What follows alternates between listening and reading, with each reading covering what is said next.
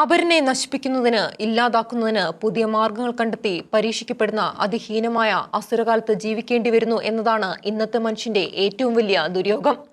അമേരിക്കയിലെ വിളകൾ നശിപ്പിക്കുന്ന മാരകമായ ഫംഗസുകൾ ആ നാട്ടിലേക്ക് രഹസ്യമായി കൊണ്ടുചെന്ന ചീനക്കാരായ 2 ഗവേഷണ വിദ്യാർത്ഥികളിൽ ഒരാളെ അമേരിക്കൻ പോലീസ് അറസ്റ്റ് ചെയ്തതോടെയാണ് ഈ ഭീകര സംഭവത്തിന്റെ ചുരുളുകൾ വിടരുന്നത്. അമേരിക്കയിലെ മിഷിഗൺ സർവകലാശാലയിലെ ഗവേഷണ വിദ്യാർത്ഥിനി യുങ്കിങ് ജിയാൻ എന്ന 33-കാരിയാണ് അമേരിക്കൻ പോലീസിന്റെ പിടിയിലായത്. ജിയാൻ കമ്മ്യൂണിസ്റ്റ് പാർട്ടി അംഗമാണ്. മിഷിഗൺ സർവകലാശാലയിൽ ചൈനീസ് ഫണ്ടിങ്ങോടെ ഗവേഷണം നടത്തുന്നവരാണ് യുങ്കിങ് ജിയാനും അവരുടെ ആൺസുഹൃത്ത് ചീനക്കാരനായ 34-കാരൻ സുയോങ് ലിയുവും. COVID-19 ലോകത്താകെ പടർന്നത് ചൈനയിലെ യുവാനിലുള്ള ഒരു പരീക്ഷണശാലയിൽ നിന്നുമാണെന്ന ആരോപണം ശക്തമായി നിലനിൽക്കുമ്പോഴാണ് ഒരു നാടിന്റെ കാർഷിക മേഖലയെ ആകെ നശിപ്പിക്കുന്നതിനുള്ള പുതിയ നീക്കത്തിന്റെ കഥ പുറത്തുവരുന്നത്. COVID-19 മഹാമാരിക്ക് കാരണമായ കൊറോണ വൈറസ് ഒരു ചൈനീസ് ലാബിൽ വികസിപ്പിച്ചെടുത്തതാണെന്ന് ആരോപണമുണ്ട്. ശ്രദ്ധിച്ചില്ലെങ്കിൽ കോവിഡിനേക്കാൾ മാരകമായത് സംഭവിക്കും. അമേരിക്കയിലെ ചൈനീസ് കാര്യനിരീക്ഷകൻ ഗോൾഡൻ ജി ചാങ് മുന്നറിയിപ്പ് നൽകുന്നു. വിളകൾ നശിപ്പിക്കുന്ന മാരകമായ ഫംഗസുകൾ അമേരിക്കയിലേക്ക് കടത്തിയത് രാജ്യത്തിനെതിരായ മാരകമായ കുറ്റം. ചൈനയുമായുള്ള ബന്ധം അവസാനിപ്പിക്കണം, അദ്ദേഹം ആവശ്യപ്പെട്ടു. 2020-ൽ അമേരിക്കയിലെ 50 സംസ്ഥാനങ്ങളിലേക്കും ചൈനയിൽ നിന്നും വിത്തുകൾ എത്തി. അമേരിക്ക ആവശ്യപ്പെടാതെയാണ് എത്തിയത്. പടർന്നു പിടിക്കുന്നതും അപകടകരവുമായ സസ്യങ്ങളെ നട്ടുപിടിപ്പിക്കാനുള്ള ശ്രമം. ഈ വർഷവും ചൈനീസ് റീറ്റെയിലറിൽ നിന്നും വിത്തുകളെത്തി, അദ്ദേഹം ചൂണ്ടിക്കാണിച്ചു. ദിവസങ്ങൾക്ക് മുമ്പാണ് അപകടകരമായ ഫംഗസ് അമേരിക്കയിലേക്ക് കടത്തിയതിന് ചൈനക്കാരിയായ ഗവേഷക ജിയാൻ അറസ്റ്റിലായത്. അവളുടെ ആൺസുഹൃത്ത് ലിയു ചൈനയിലാണ്. കാർഷിക വിളകൾക്ക് വൻ നാശം വിതയ്ക്കുന്ന ഫംഗസുകളാണ് അമേരിക്കയിലേക്ക് കടത്തിയതെന്ന് FBI വെളിപ്പെടുത്തി. 2024 ജൂലൈയിൽ ഡിട്രോയിറ്റ് വിമാനത്താവളം വഴി തോൾസഞ്ചിയിൽ രഹസ്യമായി കടത്തിക്കൊണ്ടുവന്നു. മിഷിഗണിലെ US അറ്റോർണിയുടെ ഓഫീസ് വെളിപ്പെടുത്തി. അമേരിക്കക്കാരുടെ സുരക്ഷയും വിദേശികളുടെ ഉപദ്രവത്തിൽ നിന്നുള്ള സംരക്ഷണവുമാണ് നീതിന്യായ വകുപ്പിന്റെ പരമോന്നത ദൗത്യം, അറ്റോർണി ജനറൽ പാമ്പൂണ്ടി പറഞ്ഞു. 2022 ഓഗസ്റ്റ് മുതൽ ടെക്സാസ് സർവകലാശാലയിൽ ജോലി ചെയ്യുന്ന ആളാണ് ജിയാൻ. ഫുസാറിയം ഗ്രോമിനിയേറം എന്ന പേരുള്ള ഫംഗസാണ് വിമാനമാർഗം അമേരിക്കയിൽ എത്തിച്ചത്. കാർഷിക തീവ്രവാദത്തിന് ആയുധമാക്കുവാൻ സാധ്യതയുണ്ട്. ചോളം, ബാർലി, ഗോതമ്പ് തുടങ്ങിയ ധാന്യവിളകളെ ബാധിക്കുന്ന ഹെഡ് ബ്ലൈറ്റ് രോഗത്തിന് കാരണമായ ഈ ഫംഗസ് ആഗോളതലത്തിൽ ഓരോ വർഷവും കോടിക്കണക്കിന് ഡോളർ നാശനഷ്ടം ഉണ്ടാക്കുവാൻ ഉതകുന്നതാണ്. ഈ ഫംഗസ് ഉണ്ടാക്കുന്ന ടോക്സിനുകൾ മനുഷ്യന്റെ കരളിനെയും പ്രത്യുൽപാദന ശേഷിയെയും വരെ ബാധിക്കും. ഇതിനു മുമ്പ് ഫുസാറിയം ഗ്രാമിനിയേറം കടത്തിക്കൊണ്ടുവരാൻ ജിയാൻ ശ്രമിച്ചിട്ടുണ്ട്. അവർ തടവിലാണ്. ലിയുവിനെ അറസ്റ്റ് ചെയ്യാൻ ഇപ്പോൾ മാർഗമില്ല. ഒരാഴ്ച കഴിഞ്ഞ് വുഹാനിലെ ഹാവസോങ്ങിലെ കോളേജ് ഓഫ് ലൈഫ് സയൻസിലെ ഡോക്ടറൽ വിദ്യാർത്ഥിയായ ചെങ്സ്വാൻ ഹാനും നിരോധിത സാധനങ്ങൾ കടത്തിയ കുറ്റത്തിന് അറസ്റ്റിലായി. ഡെട്രോയിറ്റ് വിമാനത്താവളത്തിൽ വെച്ചാണ് പോലീസ് അറസ്റ്റ്. ജൂൺ 9-നാണ് അറസ്റ്റ് വാർത്ത വെളിയിൽ വിട്ടത്. സെപ്റ്റംബർ മുതൽ 4 തവണയായി ഹാൻ അമേരിക്കയിലെ മിഷിഗൺ സർവകലാശാലയിലെ ലബോറട്ടറി ജീവനക്കാരുടെ പേരിൽ നിരോധിത വസ്തുക്കൾ അയച്ചു. ഇവിടെ ഒരു വർഷത്തെ പഠനത്തിന് അവൾ പരിപാടി ഇട്ടിരുന്നു. അപകടകാരിയായ വസ്തുക്കളാണോ അവ എന്ന് തീർച്ചയില്ലെന്ന് വിദഗ്ധർ പറയുന്നു. എങ്കിലും അവ രാജ്യസുരക്ഷയ്ക്ക് ഭീഷണിയാണെന്ന് അമേരിക്കൻ അറ്റോർണി ജെറോം ജോർഗൻ പറഞ്ഞു. അമേരിക്കയിൽ വരുന്നതിന് മുമ്പ് ലാപ്ടോപ്പിലെ വിവരങ്ങൾ എല്ലാം ഡിലീറ്റ് ചെയ്തിരുന്നു. അമേരിക്കയിൽ വരുമ്പോൾ എല്ലാം പുതുതായി തുടങ്ങാനാണ് എല്ലാം ഡിലീറ്റ് ചെയ്തതെന്നാണ് ഹാൻ പോലീസിനോട് പറഞ്ഞിരിക്കുന്നത്. പോലീസ് അന്വേഷണം നടത്തുകയാണ്. ഹാർവാർഡ് സർവകലാശാലയിലെ ഒരു ചൈനീസ് ഗവേഷകൻ തവളയുടെ എംബ്രിയോയുടെ അവശിഷ്ടങ്ങൾ അനധികൃതമായി കടത്തിയതായി കണ്ടെത്തി. അമേരിക്കൻ സ്ഥാപനങ്ങളിൽ കടന്ന് ഭക്ഷ്യലഭ്യത നശിപ്പിക്കുന്നതിന് ചൈന 24 മണിക്കൂറും ഗൂഢനീക്കങ്ങൾ നടത്തുന്നു, FBI ഡയറക്ടർ ഗാസ് പട്ടേൽ ആരോപിച്ചു. ചൈനീസ് കമ്മ്യൂണിസ്റ്റ് പാർട്ടിയുമായി ബന്ധപ്പെട്ട ചൈനക്കാരായ വിദ്യാർത്ഥികളുടെ വിസ റദ്ദാക്കുവാൻ അമേരിക്കൻ പ്രസിഡന്റ് ഡൊണാൾഡ് ട്രംപ് തീരുമാനിച്ചിരിക്കുകയാണ്. ഹാർവാർഡ് സർവകലാശാലയിൽ ചൈനയുമായി ചേർന്ന് നടക്കുന്ന ഗവേഷണങ്ങൾ ദേശസുരക്ഷയ്ക്ക് പോലും ആപത്താണെന്നാണ് ട്രംപിന്റെ നിലപാട്. ചൈനയിലെ ഉഗ്യൂർ ജനതയുടെ വംശഹത്യയ്ക്ക് കൂട്ടുനിന്നവർ വരെ ഹാർവാർഡിൽ ഉണ്ട്. ഹാർവാർഡിൽ 6800 വിദേശ വിദ്യാർത്ഥികൾ പഠിക്കുന്നുണ്ട്. ഇവരിൽ 1/3 ചൈനക്കാരാണ്. 700 ഇന്ത്യക്കാർ ഹാർവാർഡിൽ പഠിക്കുന്നുണ്ട്. അമേരിക്കയെ തകർക്കുക എന്ന ലക്ഷ്യത്തോടെ ചൈനീസ് കമ്മ്യൂണിസ്റ്റ് പാർട്ടി നിയോഗിക്കുന്നവരാണ് ചൈനയിൽ നിന്നുള്ള വിദ്യാർത്ഥികളെന്നാണ് ട്രംപിന്റെ വാദം. അതിന് ബലം പകരുന്ന കണ്ടെത്തലുകളാണ് പുറത്തുവരുന്നത്. 2024-ലെ പ്രസിഡന്റ് തെരഞ്ഞെടുപ്പിൽ കള്ളവോട്ട് ചെയ്തതിന് ഒരു ചൈനീസ് വിദ്യാർത്ഥി പിടിയിലായി. ഇവരെ പുറത്താക്കാനാണ് ട്രംപിന്റെ നീക്കം. ഹാർവാർഡിൽ വിദേശ വിദ്യാർത്ഥികളെ ചേർക്കരുതെന്ന പ്രസിഡന്റ് ട്രംപിന്റെ ഉത്തരവ് ഫെഡറൽ ജഡ്ജി ബ്ലോക്ക് ചെയ്തിട്ടുണ്ട്. നിയമവാഴ്ചയുള്ള രാജ്യങ്ങളുടെ ജനാധിപത്യ സംവിധാനങ്ങൾ ചൂഷണം ചെയ്ത് അരാജകത്വ ശക്തികൾ രക്ഷപ്പെടുന്ന ഉദാഹരണങ്ങൾ നിരവധിയുണ്ട്. പക്ഷേ ട്രംപ് വിട്ടുകൊടുക്കില്ല. ഫെഡറൽ സർക്കാരിന്റെ കുടിയേറ്റ നയങ്ങൾക്കെതിരെ ലോസ് ആഞ്ചലസിൽ സമരം ശക്തമാവുന്നുണ്ട്. കൊള്ളയും കൊള്ളിവയ്പും വ്യാപകമായി. മേയർ കാരൻ ബോസ് 2.5 ചതുരശ്ര കിലോമീറ്ററിൽ കർഫ്യൂ പ്രഖ്യാപിച്ചു. ട്രംപ് സൈന്യത്തെ ഇറക്കിയാണ് സമരത്തെ നേരിടുന്നത്. വേണ്ടിവന്നാൽ 1807 കലാപ നിയമം ഉപയോഗിക്കും എന്നുവരെ ട്രംപ് ഭീഷണിപ്പെടുത്തി. അനധികൃത കുടിയേറ്റക്കാരെ കണ്ടെത്തി നാട് കടത്തുവാൻ കുടിയേറ്റക്കാരി വിഭാഗം നടത്തിയ വ്യാപകമായ റെയ്ഡാണ് പ്രശ്നമായത്. നാഷണൽ ഗാർഡിലെ 4000 പേരെയും 700 മരീനുകളെയുമാണ് ട്രംപ് നിയോഗിച്ചത്. ട്രംപിനെയും സഹായികളെയും വധിക്കുവാൻ അമേരിക്കയിലെ മുസ്ലിമുകളെ ആഹ്വാനം ചെയ്തുകൊണ്ട് അൽ-ഖ്വയ്ദ നേതാവ് അൽ-അവലാക്കി നടത്തുന്ന പ്രസംഗം സോഷ്യൽ മീഡിയയിൽ പ്രചരിക്കുന്നുണ്ട്. 2004 അൽ-ഖ്വയ്ദയുടെ തലവനായി തെരഞ്ഞെടുക്കപ്പെട്ട അവലാക്കിയുടെ തലയ്ക്ക് 51 കോടി രൂപയാണ് അമേരിക്ക വിലയിട്ടിരിക്കുന്നത്. പഴയകാലത്ത് ശത്രുക്കൾ തമ്മിൽ യുദ്ധങ്ങൾ നടത്തിയിരുന്നു. യുദ്ധത്തിന് പോലും മര്യാദകൾ ഉണ്ടായിരുന്നു. അത് പാലിക്കാത്ത ചതിയന്മാരും ഉണ്ടായിരുന്നു. എങ്കിലും പൊതുവായി യുദ്ധമര്യാദകൾ പാലിക്കപ്പെട്ടിരുന്നു. ഇപ്പോൾ സ്നേഹിതനായി സഹായത്തിനായി പ്രത്യക്ഷപ്പെട്ടാണ് നാശത്തിന്റെ വിത്തുകൾ വിതയ്ക്കുന്നത്. കൂട്ടുകാരനായി കടന്നുവന്ന് മയക്കുമരുന്നിലേക്ക് വശീകരിച്ചു കൊണ്ടുപോയി നശിപ്പിക്കുന്ന കൂട്ടുകാർ, അതിന് പിന്തുണ കൊടുക്കുന്ന എല്ലാവരുടെയും സുഹൃത്തുക്കളായി പ്രത്യക്ഷപ്പെടുന്ന സമുദായ നേതാക്കൾ, കുടുംബ സുഹൃത്തുക്കളായി വീടുകളിൽ കടന്നു ചെന്ന് അവിടുത്തെ പെൺകുട്ടികളെ അടിച്ചുകൊണ്ടുപോകുന്നവർ സാധാരണ സംഭവമാകുന്നു. അതിലെ ആപത്തും ഗൂഢലക്ഷ്യവും മനസ്സിലാകാത്ത പരിഷ്കാരികൾ സാമൂഹ്യ പുരോഗതിയുടെ അടയാളമായി പോലും ഇത്തരം തട്ടിപ്പുകളെ ചിത്രീകരിക്കുന്നതോടെ അസുരന്മാർ ദേവന്മാരായി മാറുന്നു. കത്തോലിക്ക സന്യാസം ഉപേക്ഷിച്ചതിന്റെ പേരിൽ കേരളത്തിൽ ഏറെ മാധ്യമ ശ്രദ്ധ പിടിച്ചുപറ്റിയ ഒരു മുൻ കന്യാസ്ത്രീയുടേതായി പ്രചരിപ്പിക്കപ്പെടുന്ന ഒരു വീഡിയോയിൽ പൂർവാശ്രമത്തിലേക്ക് മടങ്ങിയ അവരെ വല്ലാതെ പിന്താങ്ങിയിരുന്ന മുസ്ലിം വിഭാഗത്തിൽപ്പെട്ട ചിലർ അവരുടെ മതത്തിലേക്ക് ചേരാൻ അവരെ നിർബന്ധിച്ചതായി പറയുന്ന ഒരു വീഡിയോ അടുത്ത കാലത്ത് കണ്ടു. ഒരു വലിയ പരിപാടിക്കിടെയാണ് അവർ ഈ വെളിപ്പെടുത്തൽ നടത്തുന്നതായി വീഡിയോ പറയുന്നത്. വീഡിയോയുടെ പശ്ചാത്തലത്തിൽ കാണുന്ന ബാനർ കേരളത്തിലെ ഒരു വലിയ ബുക്ക് ഫെയറിന്റേതാണ്. ഇത്രയും പ്രമുഖമായ ഒരു ചടങ്ങിൽ ഇത്രയും ഭീകരമായ വെളിപ്പെടുത്തൽ അവർ നടത്തിയിട്ടും ഒരു മുഖ്യധാര മാധ്യമവും അക്കാര്യം റിപ്പോർട്ട് ചെയ്തതായി കണ്ടില്ല. നേഴ്സായ അവരുടെ അനിയത്തിയെ അവൾ ജോലി ചെയ്തിരുന്ന ആശുപത്രിയിൽ വെച്ച് ഇക്കൂട്ടത്തിൽ ഒരാൾ മതം മാറി തന്റെ മകനെ വിവാഹം കഴിക്കുവാൻ നിർബന്ധിച്ചതായും അവർ പറയുന്നുണ്ട്. വീഡിയോ സത്യമാണെങ്കിലും ഇല്ലെങ്കിലും ഇത്തരം കുബുദ്ധികൾ നിർബാധം വിഹരിക്കുന്ന കാലമാണിത്. ആഗോള മുസ്ലിം തീവ്രവാദ പ്രസ്ഥാനമായ ജമാഅത്തെ ഇസ്ലാമിയുടെ സ്റ്റുഡൻസ് ഇസ്ലാമിക് ഓർഗനൈസേഷന്റെ സുഡിയോ വിരുദ്ധ സമരവും അതിന് കാരണമായി അവർ ഉന്നയിക്കുന്ന ന്യായീകരണവും അവരുടെ മുസ്ലിം വർഗീയതയുടെ മുഖവും സമീപനങ്ങളിലെ വൈരുദ്ധ്യവും വ്യക്തമാക്കുന്നു. 1940കളിൽ ലോകത്താകെ ഇസ്ലാമിക ഭരണം കൊണ്ടുവരുന്നതിന് സ്ഥാപിതമായ സംഘടനയാണ് ജമാഅത്തെ ഇസ്ലാമി. കൃത്യമായി പറഞ്ഞാൽ 1941 ഇസ്ലാം പണ്ഡിതനായ സയ്യിദ് അബ്ദുൽ മൗദൂദി മുസ്ലിം ബ്രദർഹുഡിൽ നിന്നും പ്രചോദനം ഉൾക്കൊണ്ട് സ്ഥാപിച്ച സംഘടനയാണിത്. കാശ്മീരിലെ ജമാഅത്തെ ഇസ്ലാമി ആസാദ് കാശ്മീരി എന്ന സംഘടനയ്ക്കാണ് അവിടുത്തെ തീവ്രവാദ പ്രവർത്തനങ്ങൾക്ക് നേതൃത്വം. ഹിസ്ബുൾ മുജാഹിദീൻ സ്ഥാപിച്ചത് അവരാണ്. ബംഗ്ലാദേശിൽ അടുത്ത കാലം വരെ ഇത് നിരോധിക്കപ്പെട്ട സംഘടനയായിരുന്നു. 2003 റഷ്യ ജമാഅത്തെ ഇസ്ലാമിയെ നിരോധിച്ചു. ഹമാസിനെതിരെ യുദ്ധം ചെയ്യുന്ന ഇസ്രായേൽക്കാരെ സാങ്കേതികമായി സഹായിക്കുന്ന ടാറ്റയുടെ സ്ഥാപനം എന്ന കാരണം പറഞ്ഞാണ് സ്റ്റുഡിയോ ബഹിഷ്കരണത്തിനായി സിഒ നിരത്തിലിറങ്ങിയത്. മുസ്ലിം തീവ്രവാദത്തിന്റെ ഈറ്റിലമായ മുസ്ലിം ബ്രദർഹുഡിന്റെ പോഷക സംഘടനയാണ് ഹമാസ്. യഹൂദരും ക്രൈസ്തവരുമില്ലാത്ത ലോകമാണ് ഹമാസ് ലക്ഷ്യം വയ്ക്കുന്നത്. ഹമാസ് കമാൻഡർ മഹ്മൂദ് അൽ സഹർ പരസ്യമായി വെളിപ്പെടുത്തിയ സത്യമാണിത്. ഇതെല്ലാം അറിയുന്നവരും ഹമാസിനെ പിന്താങ്ങുന്നതിൽ അപാകത പോലും കാണുന്നില്ല. Muslim Brotherhood, Hamas, Boko Haram ഇവരെ വിമോചന പോരാളികളായി ജമാഅത്തെ ഇസ്ലാമികൾ കാണുന്നത് മനസ്സിലാക്കാം. എന്നാൽ മറ്റ് മതേതര പാർട്ടികൾ ഇത്തരമൊരു സമീപനം സ്വീകരിക്കുന്നതാണ് കഷ്ടം. ഏപ്രിലിൽ വഖഫ് നിയമ ഭേദഗതിക്കെതിരെ കരിപ്പൂർ വിമാനത്താവളം ഉപരോധിച്ചപ്പോൾ സിഒക്കാർ ബ്രദർഹുഡിന്റെയും ഹമാസിന്റെയും നേതാക്കളുടെ ചിത്രം ഏന്തിയിരുന്നു. എന്നിട്ടും കേരളത്തിലെ ഒരു പാർട്ടിയും അവരെ തള്ളിപ്പറഞ്ഞില്ല. ആഗോള തീവ്രവാദം, ജനാധിപത്യ മതേതര രാജ്യങ്ങളിലെ അവയുടെ ഇരവാദം, വോട്ടിനു വേണ്ടി അവയെ കണ്ടില്ലെന്ന് നടിക്കുന്ന പ്രീണന രാഷ്ട്രീയം എല്ലാം മുസ്ലിം തീവ്രവാദികൾ പ്രയോജനപ്പെടുത്തുകയാണ്. ഇതിലൂടെ ഹിന്ദു തീവ്രവാദത്തെ ഇന്ത്യയിൽ ശക്തമാക്കുകയാണ്. RSS ഉള്ളതുകൊണ്ടാണ് ജമാഅത്തെ ഇസ്ലാമിക്കാരിൽ നിന്നും രക്ഷപ്പെട്ടു നിൽക്കുന്നതെന്ന ചിന്ത സമൂഹത്തിൽ ശക്തമാകുന്നുണ്ട്. കോഴിക്കോട് സ്റ്റുഡിയോയുടെ കടയ്ക്ക് മുന്നിലായിരുന്നു സമരം. Adidas, H&M, Tommy Hilfiger, Calvin Klein, Victoria Secret ബ്രാൻഡുകൾക്കെതിരെയും സിഒ ബഹിഷ്കരണാഹ്വാനം നൽകിയിട്ടുണ്ട്. സമരം മൂലം സ്റ്റുഡിയോക്കാർക്കുണ്ടായത് വൻ വിൽപ്പനയാണ്. സ്റ്റുഡിയോയെക്കുറിച്ച് കേട്ടിട്ട് പോലുമില്ലാത്തവർ സിഒക്കാരോടുള്ള അമർഷത്തിന്റെ ഭാഗമായി കടയിലെത്തി തുണിത്തരങ്ങൾ വാങ്ങി. ഹിന്ദു ക്രൈസ്തവ സമൂഹങ്ങളിലെ തീവ്രവാദം കൂടുതൽ ശക്തമായി.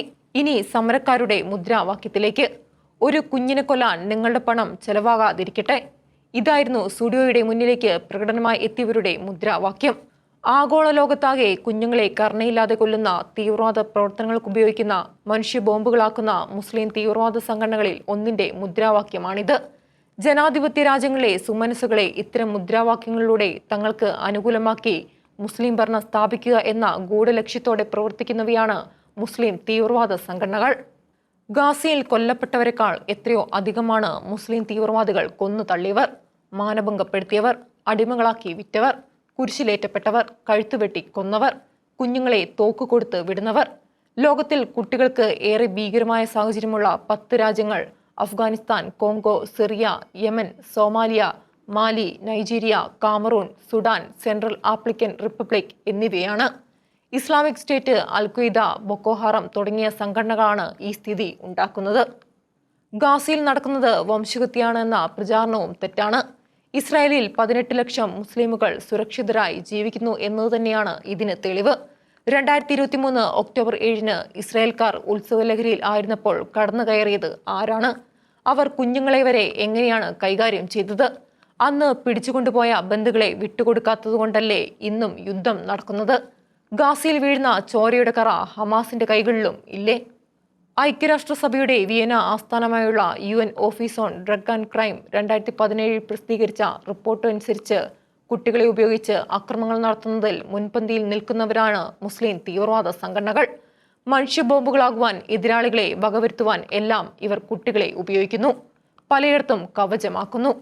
മുസ്ലിം തീവ്രവാദ രാഷ്ട്രങ്ങളിൽ മാത്രമല്ല, Australia, France, Lebanon, Libya, Morocco, Nigeria, Saudi, Sudan, Tajikistan, Tunisia, Britain, ഉത്തര അയർലൻഡ്, യമൻ എന്നീ രാജ്യങ്ങളിൽ ഇക്കൂട്ടർ കുട്ടികളെ തീവ്രവാദ പ്രവർത്തനത്തിനായി ഉപയോഗിക്കുന്നതിന്റെ സംഭവങ്ങൾ റിപ്പോർട്ട് ചെയ്യപ്പെട്ടിട്ടുണ്ടെന്ന് വിവിധ റിപ്പോർട്ടുകൾ ചൂണ്ടിക്കാണിക്കുന്നു. നൈജീരിയയിൽ 2009 മുതൽ 8000 കുട്ടികളെ അവിടുത്തെ മുസ്ലിം തീവ്രവാദ സംഘടനയായ ബൊക്കോ ഹറാം തട്ടിക്കൊണ്ടുപോയി മതം മാറ്റുന്നതടക്കം പല ആവശ്യങ്ങൾക്കായി ദുരുപയോഗിച്ചിട്ടുണ്ട്. സംഘടനയോടുള്ള കൂറ് തെളിയിക്കുവാൻ സ്വന്തം വീട്ടുകാരെ പോലും വകവരുത്തുവാൻ ഇവരോട് കൽപ്പിക്കാറുണ്ടെന്നാണ് ഐക്യരാഷ്ട്രസഭയുടെ റിപ്പോർട്ട് ചൂണ്ടിക്കാണിക്കുന്നത്. യൂണിസെഫ് കണക്കനുസരിച്ച് 2014 ചിബോക്കിൽ 264 പെൺകുട്ടികളെ തട്ടിക്കൊണ്ടുപോയി. 2013 മുതൽ 2295 അധ്യാപകർ കൊല്ലപ്പെട്ടു. 2024 280 പെൺകുട്ടികളെ മൈനുകൾ കണ്ടെത്താൻ വിടുന്നതിന്റെ 274 സംഭവങ്ങൾ കണ്ടെത്തിയതായി റിപ്പോർട്ട് പറയുന്നു. ഒരു അന്തർദേശീയ ഫ്രഞ്ച് സംഘടന 2024 ഒക്ടോബറിൽ പ്രസിദ്ധീകരിച്ച കണക്കനുസരിച്ച് 1979 മുതൽ 2024 വരെ 66,878 ഇസ്ലാമിക ആക്രമണങ്ങൾ ഉണ്ടായിട്ടുണ്ട്. ഇതിൽ 2,49,941 പേർ കൊല്ലപ്പെട്ടു. 1979 മുതൽ 2000 വരെ 2194 ആക്രമണത്തിൽ 6,817 പേരാണ് കൊല്ലപ്പെട്ടതെങ്കിൽ 2001 മുതൽ 2012 വരെ 8,265 ആക്രമണം നടത്തി 38,187 പേരെ കൊന്നു. 2013 മുതൽ 2024 വരെ 56,413 ആക്രമണം നടത്തി 2,04,937 പേരെ കൊന്നു. സമരക്കാരുമായി എതിർപ്പോ അനുകൂലമോ ഒന്നും ഇല്ലാത്തവരെയും കൊന്ന് ഭീതി വളർത്തുന്നവരാണ് മുസ്ലിം തീവ്രവാദികൾ. ഇവരുടെ ഇന്ത്യയിലെ പതിപ്പുകളാണ് കൊലപാതകത്തിനെതിരെ മനസ്സാക്ഷി ഉണർത്തുവാൻ സമരം ചെയ്യുന്നത്. എല്ലാ ജനാധിപത്യ രാജ്യങ്ങളിലെയും പോലെ ഇന്ത്യയിലെയും ജനാധിപത്യ സംവിധാനങ്ങൾ ഉപയോഗിച്ച് ശക്തരായി മതരാഷ്ട്രം സ്ഥാപിക്കുന്നത് അവരുടെ തന്ത്രമാണ്. ഇതിനെല്ലാം നേതൃത്വം കൊടുക്കുന്നത് ഏതാനും നേതാക്കളാണ്. മുസ്ലിം പൊതുസമൂഹം അതിൽ നിന്ന് വിട്ടുനിൽക്കും, എന്നാൽ അവരെ എതിർക്കുകയുമില്ല. നേതാക്കന്മാർ വിഭാവനം ചെയ്യുന്ന ഇസ്ലാമിക രാജ്യം വരുന്നതിനോട് അവരിൽ പലരും മനസ്സുകൊണ്ട് അനുകൂലവുമാണ്. സ്റ്റുഡിയോയ്ക്കെതിരെ നടത്തിയത് തികച്ചും വർഗീയ സമരമാണ്. ഇത്തരമൊരു സമീപനം ഹിന്ദുക്കളും ക്രൈസ്തവരും കൈക്കൊണ്ടാൽ ഭാരതത്തിലെ മതേതരത്വം ഇവിടെ എത്തും. മതത്തിന്റെ അടിസ്ഥാനത്തിൽ നടത്തിയ സമരത്തെ കണ്ടില്ലെന്ന് നടിക്കുന്ന മുഖ്യധാര പാർട്ടികൾ ശരിക്കും മുസ്ലിം വർഗീയതയും തീവ്രവാദത്തെയുമാണ് മൗനമായി സഹായിക്കുന്നത്. പോപ്പുലർ ഫ്രണ്ടിനെയും ജമാഅത്തെ ഇസ്ലാമിയെയും ഇപ്പോൾ തള്ളിപ്പറയുന്നത് കേന്ദ്ര സർക്കാർ നിരോധിച്ചതുകൊണ്ടാണ്. ഏതെങ്കിലും ഒരു ബ്രാൻഡിനെതിരെ സമരം ചെയ്യാൻ ജനാധിപത്യ രാജ്യം ആയതുകൊണ്ട് ഇന്ത്യയിൽ ആർക്കും അവകാശമുണ്ട്. അതുപോലെ അതിന്റെ കാരണങ്ങളെയും ഉദ്ദേശശുദ്ധിയെയും സമരക്കാർക്കുള്ള ധാർമ്മിക അവകാശത്തെയും വിലയിരുത്തുവാൻ പൊതുസമൂഹത്തിനും അവകാശമുണ്ട്. ഈ ആഗോള തീവ്രവാദി പ്രസ്ഥാനത്തിന്റെ കേരളത്തിലെ രാഷ്ട്രീയ പാർട്ടിയായ വെൽഫെയർ പാർട്ടിയുമായാണ് നിലമ്പൂരിൽ പ്രതിപക്ഷ നേതാവ് VD സതീശൻ ബന്ധത്തിലായിരിക്കുന്നത്. 2047 ഭാരതത്തിൽ മുസ്ലിം മതരാഷ്ട്രം സ്ഥാപിക്കുന്നതിന് പ്രവർത്തിക്കുന്ന പാർട്ടിക്ക് ഒത്താശ ചെയ്യുന്ന മുസ്ലിം സംവിധാനമായി ജനാധിപത്യ മുന്നണി മാറുന്നു. അവർ മതരാഷ്ട്രവാദം ഉപേക്ഷിച്ചു എന്ന് പറയാൻ സതീശന് എന്തധികാരം? മതരാഷ്ട്രവാദം ഉപേക്ഷിച്ചാൽ അവർ ജമാഅത്തെ ഇസ്ലാമി ആയിരിക്കുന്നത് തന്നെ സാധ്യമല്ല. അവർ PDP പോലെ കേരളത്തിൽ മാത്രം പ്രവർത്തിക്കുന്ന ഒരു മുസ്ലിം സംഘടനയും അല്ല. ഒരു പ്രസ്ഥാനക്കാരുടെ വോട്ട് രഹസ്യത്തിൽ വാങ്ങുന്നത് പോലെ ഒരു തെരഞ്ഞെടുപ്പ് അഡ്ജസ്റ്റ്മെന്റ് അല്ല. പിന്നെയോ ആ സംഘടനയ്ക്ക് മാന്യത കൊടുക്കുന്ന ഒരു അംഗീകാരമാണ് മതേതര സംവിധാനം എന്ന പേരിൽ കോൺഗ്രസ് ചെയ്യുന്നത്. ഇതോടെ കോൺഗ്രസിന്റേത് കപട മതേതരത്വമാണെന്ന ആരോപണം വീണ്ടും ശക്തമാകുന്നു. ഗാന്ധിയുടെയും നെഹ്റുവിന്റെയും പാരമ്പര്യം അവകാശപ്പെടാൻ ധാർമ്മിക ശക്തി ഇല്ലാത്ത പാർട്ടിയായി കോൺഗ്രസ് മാറുന്നു. ലീഗിനെ ചത്തകുതിര എന്ന് വിളിച്ച നെഹ്റുവിന്റെ പാർട്ടിക്ക് എങ്ങനെ മുസ്ലിം തീവ്രവാദികളായി കൂട്ടുകൂടാനാവും? കോൺഗ്രസിന്റെ മതേതരത്വത്തെക്കുറിച്ച് BJP പറയുന്നതാണ് വാസ്തവമെന്ന് വരുന്നു. വെൽഫെയർ പാർട്ടിയുമായി കോൺഗ്രസ് ചേർന്നത് വർഗീയതയ്ക്കുള്ള കീഴടക്കമായി CPM ചിത്രീകരിക്കുന്നതിൽ കഥയില്ല. 2009 മുതൽ 2019 വരെ വെൽഫെയർ പാർട്ടിയുടെ പിന്തുണ വാങ്ങിയവരാണ് CPM. അക്കാര്യം പരസ്യമായി പറയുകയും ചെയ്തിട്ടുണ്ട്. ഇപ്പോൾ കോൺഗ്രസുകാർ കൂടെ കൂട്ടിയപ്പോൾ വെൽഫെയർ പാർട്ടി വർഗീയ പാർട്ടിയായി. ഇരുമുന്നണിക്കും വർഗീയത സംബന്ധിച്ച് ഒറ്റ നിലപാടാണ്. തങ്ങൾക്ക് ഒപ്പമുള്ളവർ മതേതരക്കാർ, വിപ്ലവക്കാർ, എതിർപക്ഷത്തുള്ളവർ വർഗീയ പാർട്ടികൾ. 1960 വരെ മുസ്ലിം ലീഗ് വെൽഫെയർ പാർട്ടിയുടെ ഇപ്പോഴത്തെ അവസ്ഥയിലായിരുന്നു. ആർക്കും വേണ്ടാത്തവർ. 1959 വിമോചന സമരത്തിൽ കോൺഗ്രസ് നേതാവ് PT ചാക്കോ ലീഗിനെയും പങ്കാളിയാക്കി. 1960 തെരഞ്ഞെടുപ്പിൽ ലീഗുമായി മുന്നണിയായി മത്സരിച്ചു. അങ്ങനെ ലീഗിന്റെ അസ്പർശ്യത മാറ്റി. എങ്കിലും ഭരണത്തിൽ പങ്കാളിത്തം കൊടുത്തില്ല. സ്പീക്കർ സ്ഥാനം കൊടുത്തത് തന്നെ സ്പീക്കറാകുന്ന വ്യക്തി ലീഗ് അംഗത്വം രാജിവെക്കണമെന്ന ഉപാധിയിൽ. ഈ തീരുമാനത്തെയാണ് തൊപ്പി ഊരിച്ച് സ്പീക്കറാക്കിയെന്ന് ചരിത്രകാരന്മാർ പരിഹസിക്കുന്നത്. ലീഗിന്റെ അസ്പർശ്യത കോൺഗ്രസ് മാറ്റിയതോടെ CPM ഉണർന്നു. 1967 സപ്തകക്ഷി മുന്നണിയിൽ ലീഗ് അംഗമായി. EMS മന്ത്രിസഭയിൽ അവരുടെ CH മുഹമ്മദ് കോയ വിദ്യാഭ്യാസ മന്ത്രിയായി. മലപ്പുറം ജില്ലയിൽ കാലിക്കറ്റ് സർവകലാശാലയും നേടി. 1969 EMSനെ വലിച്ചിട്ട് അച്യുതമേനോൻ മന്ത്രിസഭ ഉണ്ടാക്കി. അതിൽ CH ആയിരുന്നു ആഭ്യന്തരമന്ത്രി. ഓരോ ഭരണവും ഉപയോഗിച്ചും അവർ കാര്യങ്ങൾ നേടി. അവരുടെ ഇഷ്ടത്തിന് തുള്ളാത്തവരെ തള്ളി വീഴ്ത്തി. 1995 കരുണാകരന്റെ പതനത്തിലും 2004 ആന്റണിയുടെ പതനത്തിലും ലീഗ് വലിയ ശക്തിയായിരുന്നു. 1967 ശേഷം CPM ലീഗിനെ അടുപ്പിച്ചിട്ടില്ല. അല്ലാതെ മുസ്ലിം വോട്ടുകൾ നേടാനായി നോട്ടം. വെൽഫെയർ പാർട്ടിയുടെ അസ്പർശ്യത കോൺഗ്രസ് നീക്കുന്നതോടെ CPM കളിച്ചുകൂടായികയില്ല. ശക്തിയുള്ള രണ്ട് മുസ്ലിം പാർട്ടികൾക്ക് ഒരു മുന്നണിയിൽ തുടരുക അസാധ്യമാവും. അവസാനം വെൽഫെയർ പാർട്ടിയെ CPM തട്ടിയെടുക്കാനും മതി.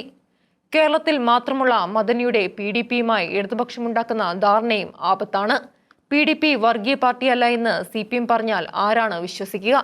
ഈ തീവ്രവാദ പ്രവർത്തനത്തിന് അറസ്റ്റിലായ അവരുടെ സ്ഥാപകൻ മദനി എത്ര വർഷമാണ് കർണാടകത്തിൽ ജയിലിൽ കിടന്നത്? 1994 ജൂലൈയിൽ ദേശാഭിമാനിയിൽ എഴുതിയ മതമൗലികത രണ്ട് തരം എന്ന ശീർഷകത്തിലുള്ള പ്രതിവാര കോളത്തിൽ സാക്ഷാൽ EMS മദനിയെ ഗാന്ധിജിയുമായി തുലനം ചെയ്തു. രണ്ടുപേരും മതമൗലികവാദികളെന്നായിരുന്നു EMSന്റെ വാദം. RSSനെതിരെ അതിലും ഭീകരസംഘടനയായ ISS ഉണ്ടാക്കിയവനാണ് മദനി. അക്കാലത്ത് മദനി പട്ടാള കമാൻഡർമാരെ പോലെ സ്വന്തം സുരക്ഷാ ജീവനക്കാർക്കിടയിലാണ് ജീവിച്ചിരുന്നത്. പ്രസ് ക്ലബിൽ നടത്തിയ പത്രസമ്മേളനത്തിൽ വന്ന പത്രക്കാരെ പോലും ഇവർ പരിശോധിച്ച സംഭവമുണ്ട്. 2009 CPIയുമായി ഉടക്കി പിണറായി പൊന്നാനി പിടിച്ചെടുത്തത് മദനിയുടെ സ്ഥാനാർത്ഥിക്ക് വേണ്ടിയാണ്. അന്ന് പിണറായിക്കെതിരെ CPIയുടെ സംസ്ഥാന സെക്രട്ടറിയായിരുന്ന വെളിയം ഭാർഗവൻ പത്രസമ്മേളനം വിളിച്ച് പൊട്ടിത്തെറിച്ചത് അക്കാലത്തെ പത്രപ്രവർത്തകർ ഓർക്കുന്നുണ്ട്. എന്തെല്ലാമാണ് അന്ന് വെളിയം പറഞ്ഞത്? എങ്കിലും രണ്ട് തിന്മകളിൽ അപകടം കുറഞ്ഞത് PDP ബന്ധമാണ്. മാത്രവുമല്ല, ഇടതുപക്ഷത്ത് മുന്നണിയിൽ ആരെല്ലാം ഘടകകക്ഷിയായാലും കാര്യങ്ങൾ തീരുമാനിക്കുന്നത് CPM ആയിരിക്കും. ജനാധിപത്യ മുന്നണിയിലോ ഇപ്പോൾ തന്നെ മുസ്ലിം ലീഗിനാണ് മേൽക്കോയ്മ. പാണക്കാട് പോയാണ് കാര്യങ്ങളിൽ അവസാന തീരുമാനം എടുക്കുന്നത്. ഇനി വെൽഫെയർ പാർട്ടി കൂടി വരുന്നതോടെ കോൺഗ്രസ് കൈകാര്യം ചെയ്യുന്ന വകുപ്പുകളിൽ പോലും എന്ത് നടക്കണമെന്ന് തീരുമാനിക്കുന്നത് അവരാകും. ജമാഅത്തെ ഇസ്ലാമിക്ക് മുന്നിൽ നിന്ന് കളിക്കുന്നതിനേക്കാൾ പിന്നിൽ നിന്ന് കാര്യങ്ങൾ നേടുകയാണ് ലക്ഷ്യം. മുന്നിൽ നിൽക്കാൻ വേണ്ടി എന്തും ചെയ്യാൻ മടിയില്ലാത്തവരെ കൊണ്ട് അവർക്ക് വേണ്ടതെല്ലാം ചെയ്യിക്കും. ഇടതുമുന്നണിയെ കൊണ്ട് ജെൻഡർ ന്യൂട്രൽ യൂണിഫോം പിൻവലിപ്പിച്ചില്ലേ സമസ്ത? അതാണ് കളി. തങ്ങളുടെ പിന്തുണയോടെയുള്ള ഭരണം 2047 ഭാരതം മുസ്ലിം രാജ്യം ആക്കുന്നതിനുള്ള ചവിട്ടുപടിയായി വെൽഫെയർ പാർട്ടി ഉപയോഗിക്കും. അവർക്ക് പദവികൾക്കാൾ വലുത് ലക്ഷ്യങ്ങളാണ്. സതീശൻ പറഞ്ഞതുകൊണ്ട് ജമാഅത്തെ ഇസ്ലാമിയുടെ നിലപാടിൽ മാറ്റം ഉണ്ടാവില്ല. നിലമ്പൂർ ഉപതെരഞ്ഞെടുപ്പിന്റെ ഉത്തരവാദിത്തം മുഴുവൻ ഏറ്റെടുത്തുകൊണ്ടുള്ള സതീശിന്റെ പ്രസ്താവന മറ്റു നേതാക്കളെ ഇകഴ്ത്തലാണ്. ഇത്തരം വാക്കുകൾ അപകടമുണ്ടാക്കാം. എന്നാൽ കാണട്ടെ എന്ന് അവർ തീരുമാനിച്ചാൽ അടുത്ത നിയമസഭാ തെരഞ്ഞെടുപ്പിൽ ജനാധിപത്യ മുന്നണിയെ നയിക്കുന്നത് ഇപ്പോഴത്തെ നേതാക്കൾ തന്നെ ആയിരിക്കുമെന്ന സതീശിന്റെ പ്രഖ്യാപനം പോലും നടക്കാതെ വരാം. ലോക്സഭയിലേക്ക് പോയ കുഞ്ഞാലിക്കുട്ടി കേരളത്തിലേക്ക് തിരിച്ചു വന്നത് ജനാധിപത്യ മുന്നണിക്കാർക്കിടയിൽ വിതച്ച അപകടം തന്നെ വെൽഫെയർ പാർട്ടി ബന്ധവും ഉണ്ടാക്കാം.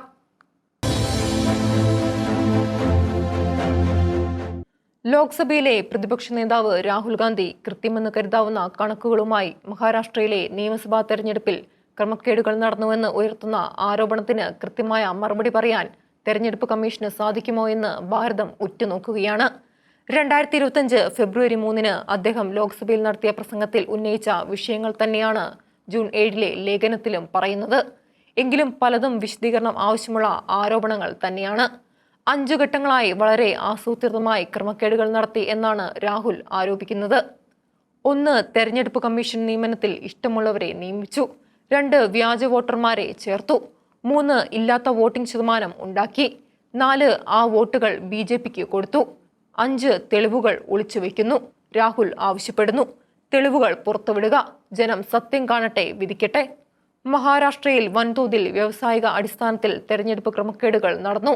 സത്യം പുറത്തുവരുന്നതിനായി വോട്ടർ പട്ടികയും CCTV ദൃശ്യങ്ങളും പുറത്തുവിടണം, രാഹുൽ ഗാന്ധി പറഞ്ഞു. ഇംഗ്ലീഷ്, ഹിന്ദി, മറാത്തി, മലയാളം, ഒഡിയ, ഉറുദു, പഞ്ചാബി, കന്നഡ, ബംഗാളി, തെലുങ്ക്, തമിഴ് പത്രങ്ങളിൽ എഴുതിയ ലേഖനത്തിൽ അദ്ദേഹം ആവശ്യപ്പെട്ടു. ലോക്സഭയിലെ പ്രതിപക്ഷ നേതാവിന്റെ ഒരു ലേഖനം ഇത്രയും ഭാഷകളിലെ പത്രങ്ങളിൽ പ്രസിദ്ധീകരിക്കുന്നത് ആദ്യമാകണം. മഹാരാഷ്ട്ര തെരഞ്ഞെടുപ്പിൽ കൃത്രിമം നടത്തി.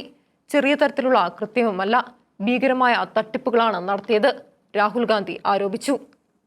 ഒന്നാമതായി തട്ടിപ്പ് നടത്തുന്നതിനുള്ള ഉദ്യോഗസ്ഥരെ നിയമിച്ചു. തെരഞ്ഞെടുപ്പ് കമ്മീഷണറെ നിയമിക്കുന്നിടത്ത് ആരംഭിക്കുന്നു തട്ടിപ്പിനുള്ള ക്രമീകരണങ്ങൾ. സുപ്രീം കോടതി വിധിയനുസരിച്ച് പ്രധാനമന്ത്രിയും പ്രതിപക്ഷ നേതാവും ചീഫ് ജസ്റ്റിസും ചേർന്ന സമിതിയാണ് ചീഫ് ഇലക്ഷൻ കമ്മീഷണറെ നിശ്ചയിക്കേണ്ടത്. എന്നാൽ നിയമനിർമ്മാണത്തിലൂടെ കോടതി വിധി ഫലരഹിതമാക്കി. സമിതിയിൽ ചീഫ് ജസ്റ്റിസിന് പകരം ആഭ്യന്തരമന്ത്രിയെ ഉൾപ്പെടുത്തി. സർക്കാരിന് ഇഷ്ടമുള്ള ആളെ നിയമിക്കുവാൻ പശ്ചാത്തലം ഒരുക്കി. സമിതി കൂടിയപ്പോൾ 2-1 വോട്ടിന് സർക്കാരിന് ഇഷ്ടമുള്ള ആളെ നിയമിച്ചു. അങ്ങനെ സർക്കാർ ആഗ്രഹിക്കുന്ന പോലെ നടത്തുവാൻ ക്രമീകരണം ചെയ്തു. നിയമസഭാ തെരഞ്ഞെടുപ്പിനുള്ള വോട്ടർ പട്ടികയിൽ വ്യാജ വോട്ടർമാരെ ചേർത്തു. 2019 8.98 കോടി വോട്ടർമാരാണ് മഹാരാഷ്ട്രയിൽ ഉണ്ടായിരുന്നത്. 2024 ലോക്സഭാ തെരഞ്ഞെടുപ്പിന് അത് 9.29 കോടിയായി. 5 മാസം കഴിഞ്ഞ് നവംബറിൽ നിയമസഭാ തെരഞ്ഞെടുപ്പിന് അത് 9.70 കോടിയായി. 5 വർഷം കൊണ്ട് 31 ലക്ഷം വോട്ട് കൂടിയപ്പോൾ 5 മാസം കൊണ്ട് 41 ലക്ഷം കൂടി. ഗവൺമെന്റ് കണക്കുകൾ അനുസരിച്ച് മഹാരാഷ്ട്രയിലെ ജനസംഖ്യ 9.54 കോടിയാണ്. അപ്പോഴാണ് 9.70 കോടി വോട്ടർമാർ നിയമസഭയിൽ വോട്ടർമാരായത്. കയ്യും കണക്കുമില്ലാതെ വോട്ടർമാർ വോട്ട് ചെയ്യാനെത്തി. അടുത്ത നടപടി വോട്ടെടുപ്പ് ദിവസത്തെ കൃത്രിമം ആയിരുന്നു. നിയമസഭയിലേക്കുള്ള തെരഞ്ഞെടുപ്പ് സാധാരണ രീതിയിൽ നടന്നു. വൈകുന്നേരം 5-ന് ക്യൂ നിന്നവരെയെല്ലാം വോട്ട് ചെയ്യിച്ചു. വൈകുന്നേരം 5-ന് പോളിംഗ് ശതമാനം 58.22 ആയിരുന്നു. എന്നാൽ വോട്ടെടുപ്പ് അവസാനിച്ച ശേഷം ശതമാനക്കണക്ക് കുതിച്ചുയരുകയായി. പിറ്റേന്ന് രാവിലെ ശതമാനക്കണക്ക് 66.05 ആയി. 7.83% പേർ അതിനുശേഷം വോട്ട് ചെയ്തു. അതായത് 76 ലക്ഷം വോട്ടർമാർ 5 മണിക്ക് ശേഷം വോട്ട് രേഖപ്പെടുത്തി. ഈ വർധന അമ്പരപ്പിക്കുന്നതാണ്. 2009 വൈകുന്നേരത്തെ കണക്ക് 60% അത് പിറ്റേന്ന് 59.50 കുറഞ്ഞു. 2014 വൈകുന്നേരത്തെ കണക്ക് 62% അത് പിറ്റേന്ന് 63.08 ആയി. 2019 വൈകുന്നേരത്തെ കണക്ക് 60.46 ആയിരുന്നു. അത് പിറ്റേന്ന് 61.10 ആയി. 2024 58.22 അത് പിറ്റേന്ന് 66.05 ആയി. എന്നാൽ നിയമസഭയിൽ അമ്പരപ്പിക്കുന്ന വ്യത്യാസമാണ് ഉണ്ടായത്. മഹാരാഷ്ട്രയിൽ 1 ലക്ഷത്തിലധികം ബൂത്തുകളുണ്ട്. എന്നാൽ വോട്ടർ പട്ടികയിൽ കൂടുതൽ വോട്ടർമാർ വന്ന ലോക്സഭാ ഇലക്ഷനിൽ BJP പിന്നിലായത് 85 മണ്ഡലങ്ങളിലെ 12,000 ബൂത്തുകളിലാണ്. ഓരോ ബൂത്തിലും 600 വോട്ടർമാർ വെച്ച് വൈകുന്നേരം 5-ന് ശേഷം വോട്ട് ചെയ്തു. ഒരു വോട്ടർക്ക് 10 മിനിറ്റ് വെച്ചെടുത്താൽ 10 മണിക്കൂർ വേണം വോട്ടിംഗ് തീരാൻ. ഇത്രയും സമയം എവിടെയും എടുത്തില്ല. പിന്നെങ്ങനെ വോട്ട് കൂടി? ആ 85 സീറ്റുകളിൽ ഭൂരിഭാഗവും BJP മുന്നണി ജയിച്ചു. തെരഞ്ഞെടുപ്പ് കമ്മീഷൻ പറഞ്ഞത് യുവാക്കൾ കൂടുതലായി വോട്ട് ചെയ്തു എന്നാണ്. അത് 12,000 ബൂത്തിൽ ഒതുങ്ങിയോ? രാഹുൽ ചോദിക്കുന്നു. ബാക്കി 88,000 ബൂത്തുകൾക്ക് എന്ത് സംഭവിച്ചു? കമ്മതി മണ്ഡലം ഉദാഹരണമായി രാഹുൽ ചൂണ്ടിക്കാണിച്ചു. 2024 ലോക്സഭാ തെരഞ്ഞെടുപ്പിൽ കോൺഗ്രസിന് അവിടെ 1.36 ലക്ഷം വോട്ട് ലഭിച്ചു. BJPക്ക് 1.19 ലക്ഷവും. നിയമസഭാ തെരഞ്ഞെടുപ്പിൽ കോൺഗ്രസിന് 1.34 ലക്ഷം കിട്ടി. BJP 1.75 ലക്ഷത്തിലേക്ക് കുതിച്ചു. 56,000 വോട്ട് കൂടി. 35,000 പുതിയ വോട്ടർമാരാണ് വന്നത്. അങ്ങനെയാണ് മഹാരാഷ്ട്രയിൽ BJPക്ക് 149-ൽ 132 സീറ്റും കിട്ടിയത്. അവസാനമായി തെളിവുകൾ ഒളിച്ചുവെക്കുന്നു. ഫോട്ടോ പതിച്ച വോട്ടർ കാർഡുകൾ നിർബന്ധം ആക്കണമെന്ന ആവശ്യം തെരഞ്ഞെടുപ്പ് കമ്മീഷൻ അംഗീകരിച്ചില്ല. രാഹുൽ പരാതിപ്പെടുന്നു. തെരഞ്ഞെടുപ്പ് ക്രമക്കേടുകൾ സംബന്ധിച്ച എല്ലാ ചോദ്യങ്ങൾക്കും കമ്മീഷൻ മൗനം പാലിക്കുന്നു. രാഹുൽ കുറ്റപ്പെടുത്തി. അല്ലാത്തപ്പോൾ കോപിക്കും. ഹൈക്കോടതി CCTV ഫുട്ടേജ് ആവശ്യപ്പെട്ടപ്പോൾ സർക്കാർ 1961 തെരഞ്ഞെടുപ്പ് നിയമം ഭേദഗതി ചെയ്ത് ഇലക്ട്രോണിക് തെളിവുകൾ രഹസ്യമാക്കി. ഡിജിറ്റൽ യന്ത്രവൽക്കരണ വോട്ടിംഗ് റോളുകൾ പുറത്തുവിടണം. മഹാരാഷ്ട്രയിലെ 5-ന് ശേഷമുള്ള CCTVയും പുറത്തുവിടണം. വോട്ടർ പട്ടികയും CCTV ഫുട്ടേജും ജനാധിപത്യത്തെ ശക്തിപ്പെടുത്തേണ്ടവയാണ്, പൂട്ടിവെക്കേണ്ടവയല്ല. ജനങ്ങൾക്ക് അവകാശമുണ്ട്, രാഹുൽ പറയുന്നു. കൃത്രിമം കാണിച്ച് തെരഞ്ഞെടുപ്പിൽ ജയിക്കുമ്പോൾ ജനാധിപത്യം തോൽക്കുകയാണ്. ഏത് ജനാധിപത്യത്തെയും കൊല്ലുന്ന വിഷമാണ് വോട്ടിംഗിലെ കൃത്രിമങ്ങൾ, രാഹുൽ പറഞ്ഞു. വോട്ടിംഗിലെ ക്രമക്കേടുകളുടെ ഭാരതത്തിലെ ജനാധിപത്യമാണ് അപകടത്തിലാകുന്നത്. കോൺഗ്രസ് നേതാവ് രമേശ് ചെന്നിത്തല പറഞ്ഞു. 170 സീറ്റ് പ്രതീക്ഷിച്ചെടുത്ത് 50 സീറ്റായി. BJP കൃത്രിമത്തിലൂടെയാണ് ജയിച്ചത്. ഡിസംബർ 10-നും ഫെബ്രുവരി 7-നും കോൺഗ്രസ് തെരഞ്ഞെടുപ്പ് കമ്മീഷന് പരാതി കൊടുത്തിരുന്നു. രാഹുലിന്റെ ലേഖനം ആർക്കെതിരെയുമല്ല, കുറെ യാഥാർത്ഥ്യങ്ങൾ അവതരിപ്പിക്കുകയാണ്. മഹാരാഷ്ട്ര കോൺഗ്രസ് പ്രസിഡന്റ് ഹർഷവർദ്ധൻ വസന്തറാവും പറഞ്ഞു. എല്ലാം സുതാര്യമായിരുന്നു, തെരഞ്ഞെടുപ്പ് കമ്മീഷൻ തീർത്തു പറയുന്നു. വോട്ടെടുപ്പ് നടന്ന കാലത്തൊന്നും ഒരു പരാതിയും തന്നില്ല. ഇപ്പോഴാണ് പരാതിയുമായി വരുന്നത്, കമ്മീഷൻ ചൂണ്ടിക്കാണിക്കുന്നു. നേരത്തെ പറഞ്ഞതും വിശദീകരിച്ചതുമായ ആരോപണങ്ങളാണ് രാഹുൽ ആവർത്തിക്കുന്നത്. കമ്മീഷൻ പറയുന്നു. 2 മണിക്കൂറിൽ 65 ലക്ഷം പേർ വോട്ട് ചെയ്തത് അധികമല്ല. മണിക്കൂറിൽ 58 ലക്ഷം പേർ വോട്ട് ചെയ്യുന്നതാണ് ഇന്ത്യയിലെ ശരാശരി. വോട്ടർ പട്ടിക നിയമപ്രകാരം പുതുക്കി. അതിന്റെ കോപ്പി എല്ലാ പാർട്ടിക്കും കൊടുത്തു. ഒരു പരാതിയും ആരും പറഞ്ഞില്ല. 6 ദേശീയ പാർട്ടികളെ കമ്മീഷൻ ചർച്ചയ്ക്ക് വിളിച്ചു. കോൺഗ്രസ് മെയ് 15-ലെ കൂടിക്കാഴ്ചയ്ക്ക് വന്നില്ല. മുഖത്ത് പൊടി പിടിച്ചതിന് കണ്ണാടി വൃത്തിയാക്കുകയാണ് രാഹുൽ. മഹാരാഷ്ട്ര മുഖ്യമന്ത്രി ഫട്നാവിസ് പരിഹസിച്ചു. ജനവിധി നിരസിക്കുന്ന സമീപനമാണ് രാഹുലിന്റേത്, അദ്ദേഹം കുറ്റപ്പെടുത്തി. ബീഹാറിൽ സംഭവിക്കാൻ ഇരിക്കുന്ന തോൽവിക്ക് മുൻകൂട്ടി ന്യായം കാണുകയാണെന്നും അദ്ദേഹം പറഞ്ഞു. 2024 നടന്ന ലോക്സഭാ തെരഞ്ഞെടുപ്പിൽ തെരഞ്ഞെടുപ്പ് ദിവസം വൈകുന്നേരം പോളിംഗ് ശതമാനം 60.96 ആയിരുന്നു കണക്ക്. അത് പിറ്റേന്ന് 66.71 5.75% കൂടി. നിയമസഭാ തെരഞ്ഞെടുപ്പ് വന്നപ്പോൾ ആ വ്യത്യാസം അല്പം കൂടി വർദ്ധിച്ച് 7%-ഓളമായി. അത് സാധാരണ സംഭവമാണ്, ഫട്നാവിസ് വിശദീകരിച്ചു. അതിലപ്പുറം ഒന്നും രാഹുൽ പറഞ്ഞതിൽ ഇല്ല, അദ്ദേഹം പറഞ്ഞു. എങ്കിലാ CCTV ദൃശ്യങ്ങൾ കൈമാറരുതോ എന്ന ചോദ്യം സ്വാഭാവികമായും ഉയരും. ബീഹാറിലെ തോൽവി മുൻകൂട്ടി കണ്ട് രാഹുൽ ജാമ്യം എടുക്കുകയാണെന്ന ഫട്നാവിസിന്റെ വാക്കുകൾ മഹാരാഷ്ട്രയിലെ പോലെ ബീഹാറിലും വിജയം ഉറപ്പിക്കുവാൻ പോവുകയാണോ BJP എന്ന ചോദ്യവും ഉയരുന്നു. നിലമ്പൂരിൽ ഉപതെരഞ്ഞെടുപ്പ് പ്രചാരണം സമാപിക്കുകയാണ്. 4 സ്ഥാനാർത്ഥികളും കുളം കലക്കി പ്രചാരണം നടത്തുന്നുണ്ട്. ഇടതുമുന്നണിക്ക് വേണ്ടി പ്രചാരണം നടത്തുവാൻ ഏതാനും മാർക്സിസ്റ്റ് സാഹിത്യകാരന്മാർ നിലമ്പൂരിൽ എത്തി. സാംസ്കാരിക നായകർ എന്ന് അവരെ ഇടതുപക്ഷക്കാർ ചിത്രീകരിക്കുന്നുണ്ട്. ആശാവർക്കർമാരോട് പോലും സഹാനുഭൂതി കാണിക്കാത്തവരാണ് ഈ സാഹിത്യകാരന്മാർ. അതുകൊണ്ട് തന്നെ സാംസ്കാരിക നായകർ എന്ന ശീർഷകം തീരെ ചേരില്ല എന്ന് എതിരാളികൾ. കോൺഗ്രസിന് വേണ്ടി പ്രചാരണം നടത്തുവാൻ മദ്യനിരോധന സമിതി നേതാക്കൾ ജൂൺ 12 മുതൽ 16 വരെ മണ്ഡലത്തിൽ പ്രവർത്തിക്കുമെന്ന് കേരള മദ്യനിരോധന സമിതി പ്രസിഡന്റ് ഇയങ്കേരി കുഞ്ഞികൃഷ്ണൻ അറിയിച്ചു. പിണറായി സർക്കാരിന്റെ മദ്യനയത്തോടുള്ള പ്രതിഷേധം പ്രകടിപ്പിക്കാനാണ് അവർ എത്തുന്നത്.